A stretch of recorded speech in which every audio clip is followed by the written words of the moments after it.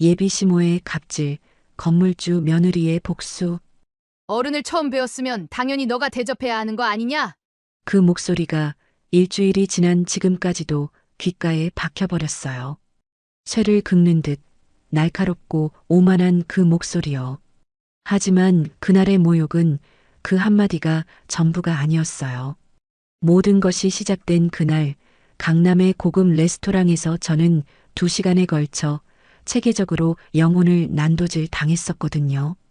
약속 장소에 10분 먼저 도착한 저는 떨리는 마음으로 그녀를 기다렸어요. 이윽고 남친과 함께 들어선 그녀, 예비 시모는 들어와서 의자에 등을 기댄 채 턱을 치켜들고 저를 훑어보더라고요. 저는 애써 미소를 지으며 준비해간 쇼핑백을 건넸어요. 처음 뵙겠습니다, 어머님. 차 좋아하신다고 들어서 작은 선물이지만 준비했습니다. 그 안에는 제가 몇 날 며칠을 고민해 고른 명인의 수제 닭이 세트가 들어 있었어요. 하지만 그녀는 쇼핑백을 받아들기는커녕 그저 곁눈질로 한번 쓱 쳐다볼 뿐이었어요. 마음은 고맙지만 난 이런 거 안 써요. 내 취향은 따로 있어서 옆에 치워둬라. 그것이 시작이었어요. 제 성의는 첫 대면 1분 만에 가치 없는 것으로 치부되었거든요. 식사가 시작되자 그녀의 공격은 더욱 노골적으로 변했어요. 옷차림이 참 수수하네. 우리 아들 옆에 서려면 시간 장소 상황에 맞게 격식을 차릴 줄도 알아야 하는데 사람은 입는 걸 보면 그 수준을 알 수 있거든. 그녀의 말에 제 얼굴이 화끈거렸어요. 이 자리를 위해 제가 가진 옷 중에 가장 아끼고 단정한 원피스를 입고 온 것이었는데 말이에요. 남친이 눈치껏 제 편을 들려 했어요. 엄마, 왜 그래? 얼마나 예쁜데? 넌 가만 있어. 내 눈에 콩깍지가 씌어서 사람 볼 줄을 모르니 이 어미가 바로 잡아줘야지. 그녀는 제 부모님에 대한 질문으로 화제를 돌렸고 저는 작년에 돌아가셨지만 살아생전 시장에서 과일 가게를 하셨다고 조심스럽게 대답했어요. 그녀는 잠시 말을 멈추고 와인잔을 들더니 코를 살짝 찡그리며 말했어요. 아, 시장. 어머. 난 또 뭐라고? 어쩐지 사람에게서 깊이가 없이 그냥 달기만 한 냄새가 나더라니. 과일도 그렇잖니. 품종 좋은 건 은은한 향이 나지만 값싼 건 그저 단내만 풍기는 법이거든. 냄새라는 단어에 저는 온몸의 피가 싸늘하게 식는 것을 느꼈어요. 이것은 단순한 무시가 아니었어요. 제 존재 자체와 제가 살아온 부모님의 성실한 인생 전체에 대한 경멸이자 모독이었거든요. 그리고 식사가 끝날 무렵 마침내 대단원의 막이 올랐어요. 남친이 계산서를 집어들자 예비 시모는 기다렸다는 듯이 박수를 한번 짝 치며 주변의 이목을 끌었어요. 어디 보자. 아가야, 네가 우리 아들 며느리감 될 자격이 있는지 내가 마지막으로 테스트를 하나 해봐야겠네.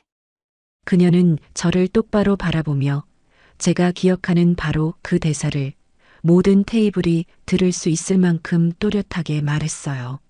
어른을 처음 배웠으면 당연히 내가 대접해야 하는 거 아니냐? 이 정도 성의는 보여야 우리 집안에 발들일 생각이라도 할 수 있는 거란다. 저는 얼어붙었어요. 이것은 단순한 요구가 아니었어요. 저의 경제력과 사회적 위치를 시험하고 그 결과를 사람들 앞에서 공개적으로 망신 주려는 악랄한 의도가 담긴 의식이었거든요.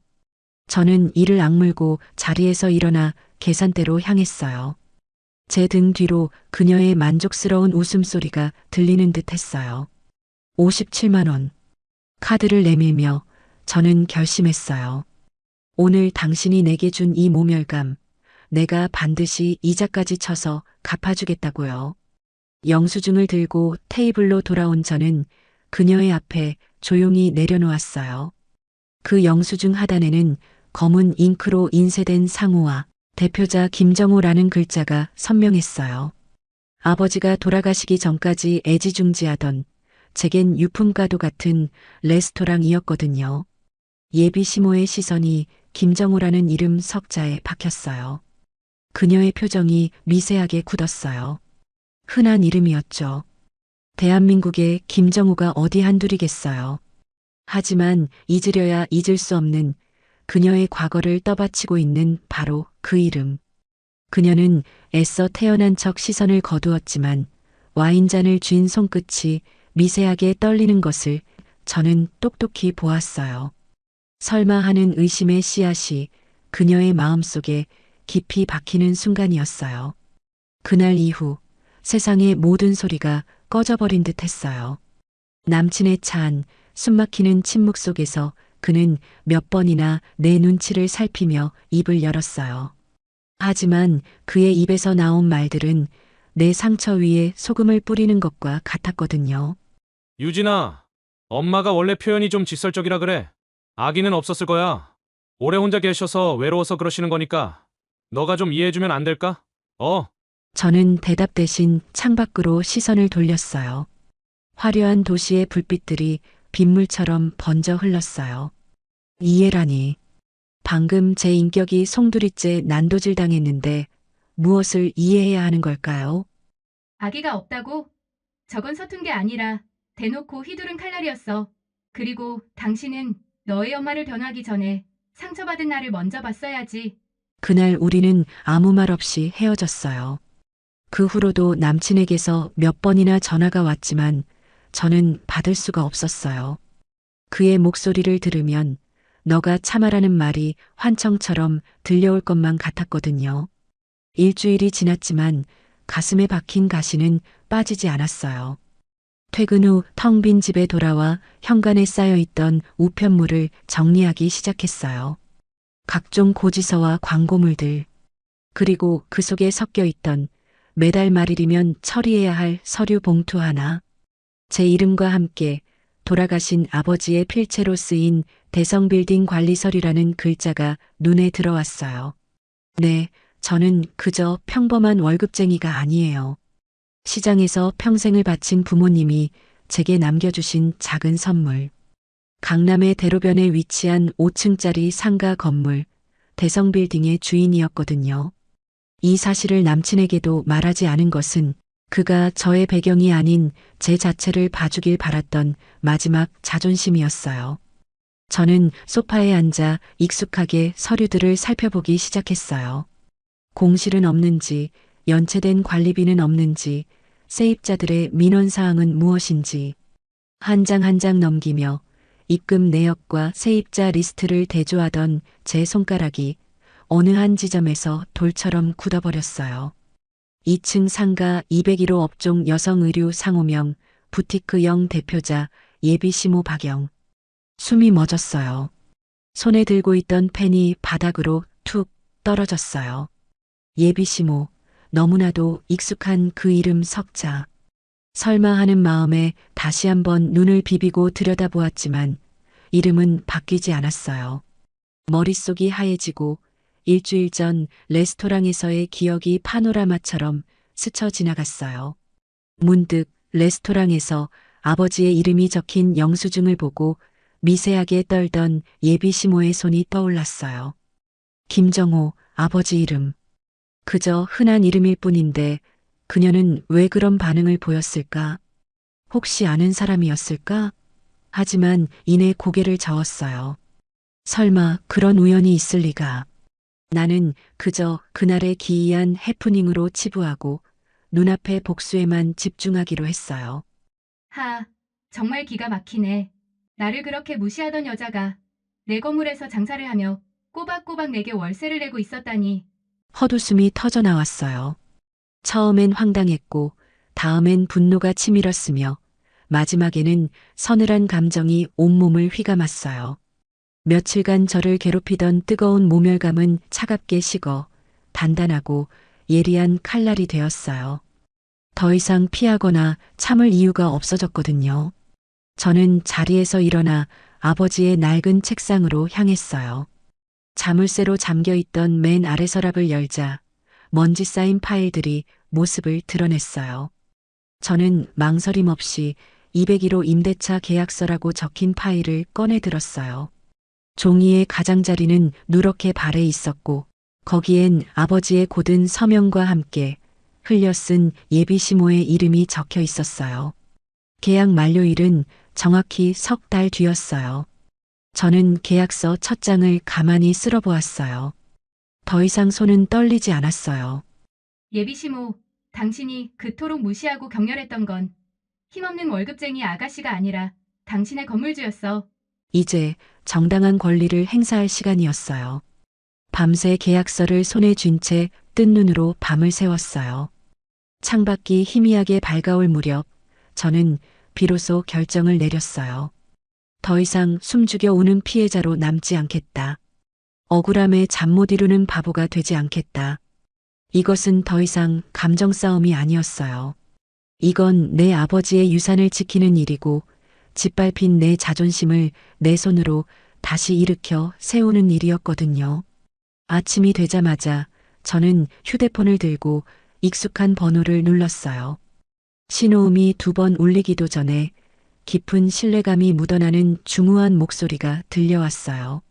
예, 아가씨, 이른 아침부터 어쩐 일이십니까? 아버지의 곁을 20년간 지켜온 최 실장님. 아버지가 돌아가신 후에도 마치 자신의 일처럼 대성 빌딩을 관리해 주시는 제게는 아버지나 다름없는 분이셨어요. 제가 성인이 된 후에도 그는 저를 항상 아가씨라고 불렀거든요. 실장님, 이른 아침에 죄송해요. 별 말씀을요. 근데 아가씨, 목소리에 힘이 없으십니다? 혹시 무슨 일 있으시지요?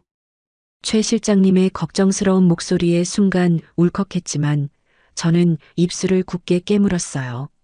지금은 약해질 때가 아니었거든요. 아니에요, 실장님. 이제 힘을 내야 할 일이 생겼어요.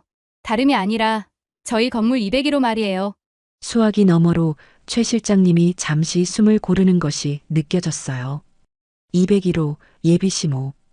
그녀는 그에게도 꽤나 까다로운 세입자였던 모양이에요. 아, 부티크 영영영 말씀이시군요. 네, 알고 있어요. 3개월 뒤에 재계약 날이 돌아오는 것으로 알고 있어요. 그건에 대해 지시할 사항이 있어서요. 저는 잠시 말을 멈추고 창밖에 펼쳐진 도시를 내려다보았어요. 수많은 사람들이 각자의 삶을 위해 치열하게 싸우는 저곳에서 더는 혼자 당하고만 있을 수는 없었거든요. 실장님, 이번 재계약 원칙대로 처리해주세요. 원칙대로.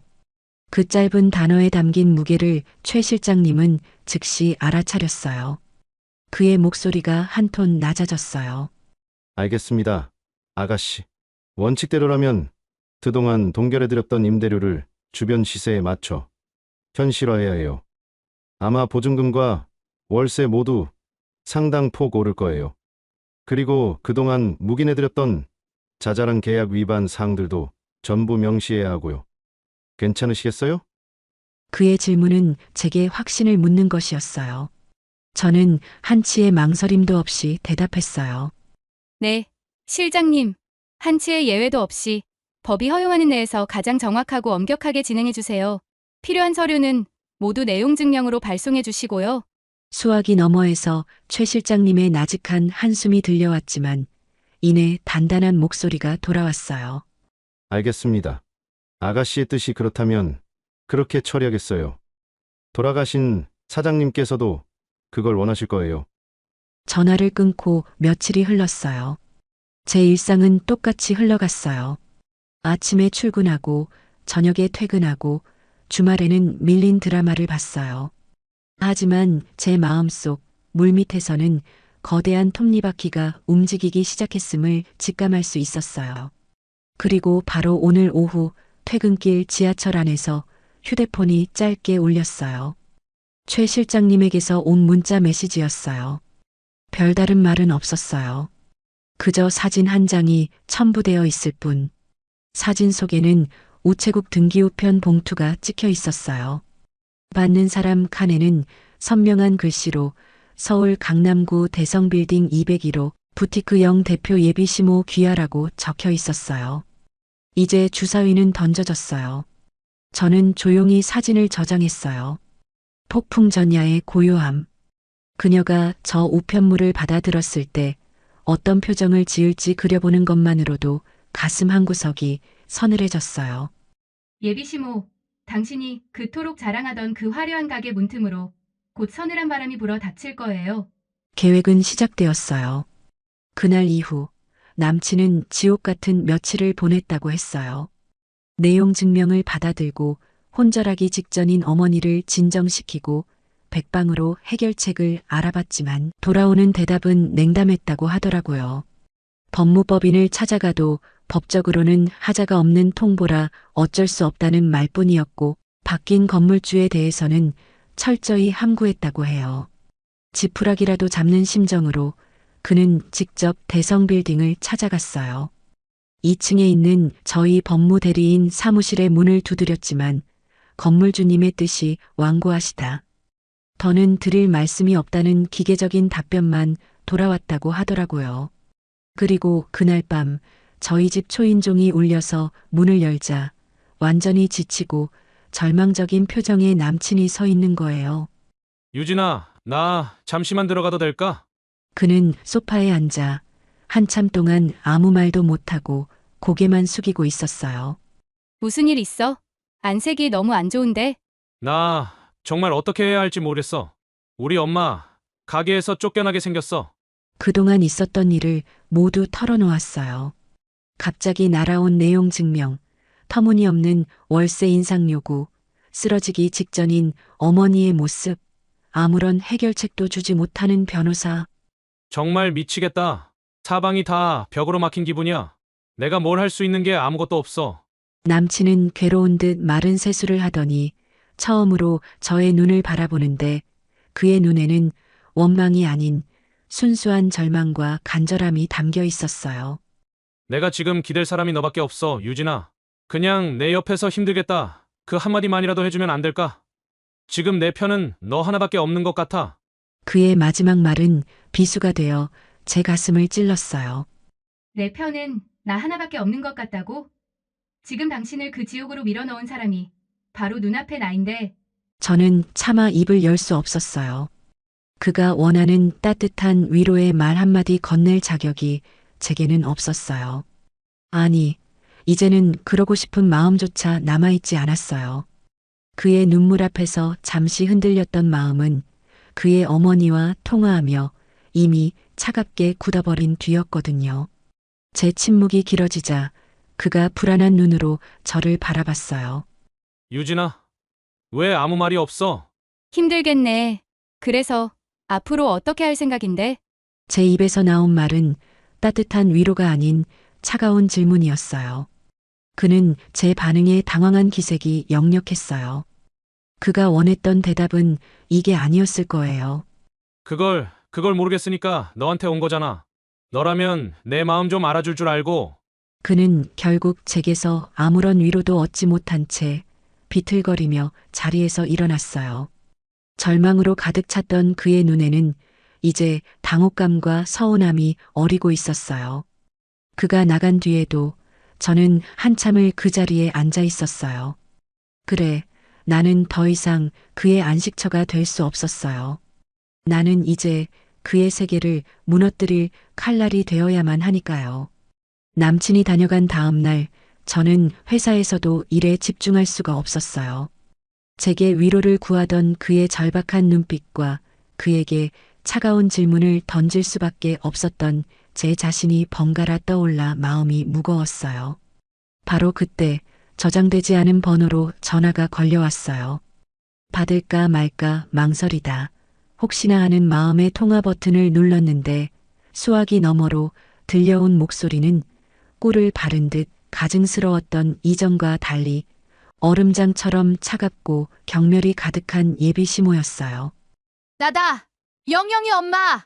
아가라는 호칭은 사라져 있었어요. 그리고 그녀는 본론부터 꺼냈어요. 너 때문에 우리 아들이 아주 반송장이 됐다. 지금 우리 집안이 얼마나 중대한 위기 상황인데 너가 뭔데 애를 붙잡고 늘어져서 기운을 빼나? 당신 아들이 나를 찾아온 건데요. 위로를 구걸하러. 저는 아무 대답도 하지 않았어요. 제 침묵을 긍정으로 받아들인 그녀는 마지막 결정타를 날렸어요. 주제 파악 좀 해라. 지금은 너처럼 근본 없는 애 만나면서 시간 낭비할 때가 아니라고. 우리 아들 앞길 막지 말고 이쯤에서 깨끗하게 헤어져라. 그게 네가 우리 아들을 위해 해줄 수 있는 유일한 최선이다. 그 순간 내 마음속에서 무언가 툭 하고 끊어지는 소리가 났어요.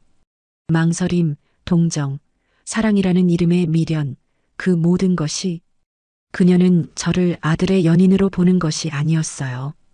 처음부터 그랬듯 그저 아들의 인생에서 빨리 치워버려야 할 장애물 혹은 귀찮은 얼룩 정도로 여기고 있었어요. 그녀는 자신의 가게가 망하게 된 이 위기의 원인이 지금 통화하고 있는 바로 나라는 사실을 꿈에도 모른 채 스스로 마지막 선을 넘어버린 거예요. 저는 길고 긴 침묵을 깨고 입을 열었어요. 제 목소리는 놀랍도록 차분했어요. 네, 어머님. 무슨 말씀이신지 잘 알겠어요. 저는 그녀가 원하는 대답을 해주었어요. 저 어머님 말씀대로 아드님을 위해 제가 할 수 있는 최선의 일을 하겠어요. 그녀는 진작 그랬어야지. 라며 만족스러운 듯 전화를 끊었어요.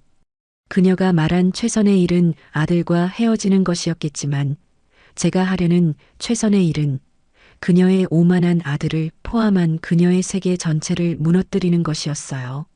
전화를 끊은 저는 곧바로 최 실장님께 문자를 보냈어요. 실장님, 201호 재계약 최종 협상 날짜를 최대한 앞당겨주세요. 그리고 그날 저도 참석하겠어요.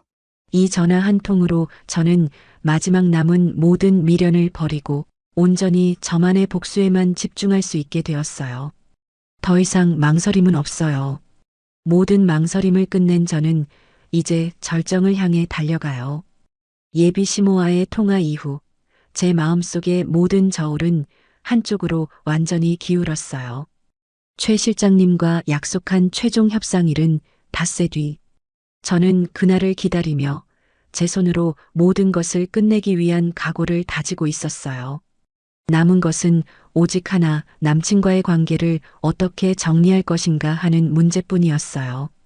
예비 시모와의 통화 이후 저는 그에게 아무런 연락도 하지 않았어요. 어차피 끝난 관계였고 며칠 뒤면 모든 것이 정리될 터였거든요. 하지만 먼저 연락을 해온 것은 남친이었어요. 그는 마지막으로 할 말이 있다며 우리가 처음 만났던 동네의 작은 카페에서 만나자고 했어요. 약속 장소에 나간 저는 그의 얼굴에 떠오른 낯선 냉정함에 심장이 내려앉는 것을 느꼈어요. 며칠 전 제게 위로를 구걸하던 절박한 남자는 온데간데 없었어요. 그는 본론부터 말했어요. 너 그날 왜 그랬어? 내가 죽을 만큼 힘들다고 했는데 어떻게 그렇게 차가울 수가 있어? 우리 엄마 너 때문이라고 난리셔. 너가 옆에서 위로는 못 해줄 망정 내 기운만 뺀다고. 당신 어머니가 헤어지라고 전화까지 했는데 저는 입술을 깨물었어요. 그의 원망 섞인 말투는 이미 이 모든 책임의 화살을 제게로 돌리기로 작정한 사람의 것이었어요. 그래서 나한테 뭘 원하는 건데? 뭘 원하냐니? 지금 우리 집안이 풍비박산나게 생겼어. 이런 때 내 옆에서 힘이 되어주지는 못할 망정 짐이 되어서야 되겠니? 그는 테이블 너머로 몸을 기울이며 제게 마지막 시험 문제를 내밀었어요. 유진아, 잘 생각해. 지금은 한가하게 연애 감정만 따질 때가 아니야. 이 위기를 함께 극복할 사람인지 아닌지 너가 증명해야 할 때라고. 나와 우리 엄마를 위해 너가 뭘 할 수 있는지 너의 성의를 보여줘. 그렇지 않으면 우리 관계 더는 의미 없어. 성의. 그 한 단어에 모든 것이 담겨 있었어요. 내 상처와 자존심은 모두 무시한 채 오직 자신의 가족을 위해 헌신하고 희생하라는 일방적인 요구. 그의 최후 통첩은 제게 남은 마지막 감정의 불씨마저 꺼뜨렸어요. 결국 당신은 마지막 순간까지 당신 어머니의 아들이었구나. 내 연인이 아니라. 저는 자리에서 일어났어요. 더 이상 두려울 것도 잃을 것도 없었어요. 그가 제게 준 것은 절망이었지만 아이러니하게도 그 절망은 제게 마지막 망설임마저 없애주었어요. 이제 며칠 뒤 최종 협상 테이블에서 내가 마주할 사람은 더 이상 사랑했던 남자가 아니었어요. 그저 내 것을 탐하고 나를 모욕한 세입자의 이기적인 아들일 뿐이었거든요. 닷새 뒤 약속된 최종 협상의 날이 밝았어요. 저는 옷장 가장 깊숙한 곳에서 한 번도 입지 않았던 검은색 정장을 꺼내 입었어요. 화려하지도 과하지도 않은 오직 신뢰와 권위만을 말하는 듯한 옷이었어요. 거울 앞에 선 제 모습은 더 이상 사랑에 울고 웃던 제가 아니었어요. 그곳에는 아버지의 유산과 명예를 되찾기 위해 이 자리에는 심판자만 서 있을 뿐이었거든요. 약속 장소인 법무법인 사무실의 가장 큰 회의실. 저는 약속 시간보다 30분 먼저 도착해 창가 쪽 상석에 자리를 잡고 앉았어요. 최 실장님은 제 곁에서 묵묵히 서류를 정리하고 있었죠. 통유리 밖으로 보이는 강남의 풍경이 그날따라 유독 서늘하게 느껴졌어요. 정확히 약속 시간 2시. 회의실 문 밖에서 익숙한 목소리들이 들려왔어요. 대체 어떤 인간이길래 변호사까지 대동하고 이래? 돈만 많은 졸부라더니 유난스럽기는. 엄마, 제발 일단 들어가서 얘기해. 육중한 문이 열리고 예비 시모와 남친이 들어섰어요. 두 사람은 회의실 안으로 들어서며 당연하다는 듯 양복을 입고 제 곁에 서 있는 최 실장님을 향해 먼저 시선을 돌렸어요. 그리고 다음 순간 상석에 앉아 있는 저를 발견하고는 깜짝 놀라며 그 자리에 멈춰 섰어요. 예비 시모의 얼굴에는 당혹감이 스쳤어요. 예비 시모는 제가 왜 이 자리에, 그것도 상석에 앉아 있는지 전혀 이해하지 못하는 표정이었어요. 예비 시모는 저를 완전히 무시한 채 책임자라고 생각한 최 실장님에게 쏘아붙였어요. 당신이 책임자요? 아니, 일개 세입자와의 재계약 협상 자리에 상관도 없는 외부인을 왜 앉혀놓는 무례를 범하는 거요? 하지만 최 실장님은 그녀에게 눈길 한 번 주지 않았어요. 대신 저를 향해 정중히 고개를 숙이며 물었어요. 대표님, 시간이 되었는데 예정대로 진행할까요? 대표님이라는 그 한마디. 그것은 이 회의실의 권력이 어디에 있는지, 누가 진짜 칼자루를 쥐고 있는지를 알리는 짧지만 가장 강력한 단어였어요. 예비 시모의 눈이 지진이라도 난 듯 흔들렸어요. 그녀의 시선이 최 실장님과 저 사이를 미친 듯이 오갔어요. 무력한 상속녀라고 믿었던, 근본 없는 월급쟁이라고 경멸했던 저. 바로 제가 자신의 목줄을 쥔 악독한 건물주 대표님이었다는 사실을 그녀는 바로 그 순간 온몸으로 깨달은 거예요. 그제야 정신이 든 예비 시모가 이성을 잃고 떨리는 손으로 저를 가리키며 소리쳤어요. 네 인연이, 네 애비도 시장자 빼더니 너도 똑같구나. 돈밖에 모르는 것들. 그 순간 제 눈빛이 얼음보다 차갑게 변했어요. 저는 10년 묵은 서류 봉투를 테이블 위로 던졌어요. 이제야 깨달으셨어요? 그날 레스토랑에서 당신이 왜 아버지의 이름을 보고 그렇게 떨어야만 했는지 설마 했던 당신의 그 불안이 오늘 바로 이곳에서 현실이 된 거예요. 저는 이어 말했어요. 제 아버지를 함부로 입에 담지 마세요. 20년 전 시장을 벗어나 더 큰 가게를 열어 성공을 눈앞에 두고 믿었던 당신에게 그 가게의 계약금을 사기당하고 평생의 억울함을 품고 사시다 돌아가신 분이에요. 서류 봉투에서 쏟아져 나온 낡은 계약서와 비망록 사본이 그녀의 눈앞에 흩어졌어요. 남친은 믿을 수 없다는 듯 서류와 제 얼굴, 그리고 자신의 어머니를 번갈아 쳐다보았어요. 예비 시모의 얼굴에서 마지막 오만함마저 무너져 내렸어요. 당신이 차고 있는 그 액세서리, 당신 아들이 입고 있는 그 명품 옷, 전부 제 아버지의 피눈물 위에서 피어난 것들이죠? 그런데 감히 냄새를 운운하고 천박함을 논했어요? 그녀는 아무 대답도 하지 못했어요. 아니, 할 수 없었어요. 저는 마지막 확인 사살을 위해 그녀가 제게 했던 말을 그대로 돌려주었어요. 하지만 아줌마 처음 뵙던 날 좋은 걸 배웠어요. 어른을 배웠으니 사사로운 감정은 빼고 법대로 정중히 대접해드리는 게 맞겠죠? 저는 최 실장님에게 고갯짓했어요. 최 실장님이 최종 서류를 그녀의 앞에 내려놓았어요.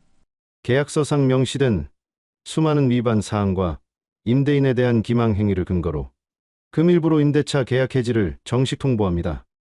한 달의 유예 기간을 드릴 테니 가게를 원상복구하여 비우시길 바랍니다.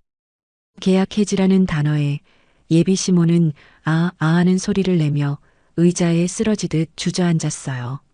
그녀가 평생을 바쳐 쌓아 올린 허영의 성이 바로 그 순간 제 눈앞에서 완전히 무너져 내리고 있었어요. 저는 그 모습을 차갑게 지켜볼 뿐이었어요. 그날 이후 모든 것이 끝났어요. 한 달 뒤 저는 점심시간에 잠시 회사를 나와 대성빌딩 맞은편 카페에 앉았어요. 2층 창가 부티크영이라고 적혀 있던 화려한 간판은 흔적도 없이 사라져 있었어요. 텅 빈 유리창 안으로 늦가을의 희미한 햇살이 힘없이 쏟아져 들어가고 있었어요. 며칠 전 예비시모의 가게는 모든 집기를 빼고 완전히 퇴거했어요. 이제 모든 것이 끝났어요. 길고 지독했던 폭풍이 지나간 뒤 찾아오는 서늘한 고요함이 제 마음을 채웠어요. 지난 몇 달간 제 삶을 지배했던 분노와 복수심이 사라진 자리에 통쾌함보다는 길고 지독했던 열병을 앓고 난 뒤에 탄력감이 온몸을 감쌌어요. 그때였어요. 카페 창밖으로 익숙한 모습이 보였어요. 텅 빈 2층 가게를 망연자실하게 올려다보고 있는 남친. 그는 한 달 전보다 훨씬 수척해져 있었어요. 저는 조용히 카페를 나와 그에게로 걸어갔어요. 제 발소리를 들었는지 그가 천천히 고개를 돌렸어요. 저를 본 그의 눈동자가 절망으로 흔들렸어요. 유진아, 그는 제 앞에 다가와 무릎이라도 꿇을 듯 고개를 숙였어요. 내가 다 잘못했어. 내가 쓰레기였어. 그때 엄마가 아니라 너 편을 들었어야 했는데 내가 정말 미안해. 제발 나한테 다시 한 번만 기회를 주면 안 될까? 그의 목소리는 진심처럼 들렸어요. 어쩌면 정말 후회하고 있는지도 모르겠어요. 하지만 제 마음은 잔잔한 호수처럼 더 이상 어떤 파문도 일지 않았어요. 사랑도 미움도 그 모든 감정이 제가 되어 사라진 후였거든요. 저는 고개를 저었어요. 아니, 저는 그의 눈을 똑바로 바라보며 아주 오랫동안 제 마음속에서 정리했던 마지막 말을 꺼냈어요. 당신은 날 사랑한 게 아니야. 당신은 당신을 무시하고 휘두르는 당신의 어머니를 사랑한 거야. 남친이 무언가 변명하려 입을 열었지만 저는 그의 말을 가로막았어요. 그리고 한 가지만 더 말해줄게.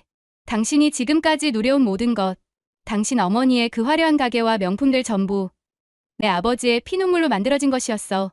그걸 알면서도 나에게 용서를 구할 자격이 있다고 생각해? 남친은 그 자리에 얼어붙었어요. 그의 마지막 변명마저 완전히 잘려나간 완벽한 끝이었어요. 그럼 잘 지내. 그 말을 끝으로 저는 그에게서 완전히 돌아섰어요. 등 뒤에서 저를 부르는 목소리가 들려왔지만 저는 단 한 번도 뒤돌아보지 않았어요.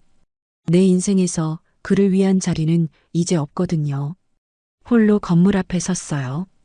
유리창에 비친 제 얼굴 위로 시장에서 환하게 웃고 계시던 아버지의 얼굴이 겹쳐 보였어요. 아버지, 이제 정말 다 끝났어요. 당신의 억울함, 제가 풀어드렸어요. 편히 쉬세요. 사랑은 잃었지만 저는 비로소 저 자신과 우리 가족의 명예를 되찾았어요. 아버지의 딸이 아닌 평범한 월급쟁이 나도 아닌 온전한 나로서의 삶. 모든 것을 잃게 한 이별이 역설적으로 저에게 모든 것을 되찾게 해주었어요. 저는 건물에 등을 돌리고 다시 사람들 속으로 걸어 들어갔어요. 귓가에 맴돌던 예비시모의 날카로운 목소리도 저를 부르던 남친의 절박한 목소리도 더는 들리지 않았어요. 대신 힘차게 살아가는 도시의 소음과 제 심장의 고동 소리가 선명하게 들려왔어요. 제 입가에 아주 오랜만에 희미한 미소가 떠올랐어요. 그 일이 있고 6개월이 지날 무렵 제 일상은 비로소 온전한 평화를 되찾았죠. 그런데 얼마 전 뜻밖의 인물에게서 그들의 소식이 들려왔어요. 바로 최 실장님이었어요. 건물 주변 상인들을 통해 우연히 전해 들었다며 조심스럽게 이야기를 꺼내셨어요. 실장님의 말을 빌리자면 그날 밤의 풍경은 이러했다고 해요. 허름한 동네의 작은 치킨집에서였어요. 테이블 위에는 먹다 남은 치킨과 소주병이 놓여 있었어요. 예비 시모는 그 많던 명품은 온데간데 없이 낡고 저렴한 옷차림으로 멍하니 앉아 있더라고요. 남친 역시 대기업 사원의 반듯함은 사라지고 삶에 찌든 얼굴로 술잔만 기울이고 있었어요. 그러니까 그때 엄마가 그 식당에서 조금만 참았어도 우리가 지금 이러고 있지는 않잖아요. 남친의 원망 섞인 말에 예비 시모가 신경질적으로 소주잔을 내려놓더라고요. 닥치지 못해. 내가 알았냐고. 그깟 시장자 뺐 딸년이 강남 빌딩 주인일 줄 내가 알았냐고.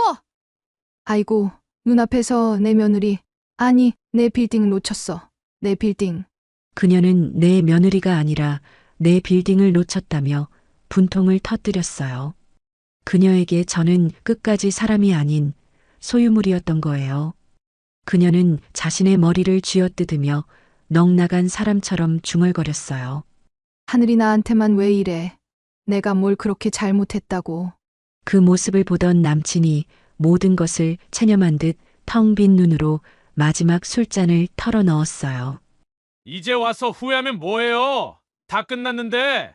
두 사람 사이에는 처절한 침묵만이 흘렀어요. 고급 레스토랑에서 와인을 마시던 그들의 모습과 허름한 치킨집에서 소주를 마시는 현재의 모습이 너무나 대조적이었어요. 그들의 비참하고 초라한 모습을 보면서도 제 마음에는 복잡한 감정들이 들었어요. 하지만 후회는 없었어요. 이제부터가 제 진짜 인생의 시작이었거든요. 긴 사연 들어주셔서 정말 고맙습니다.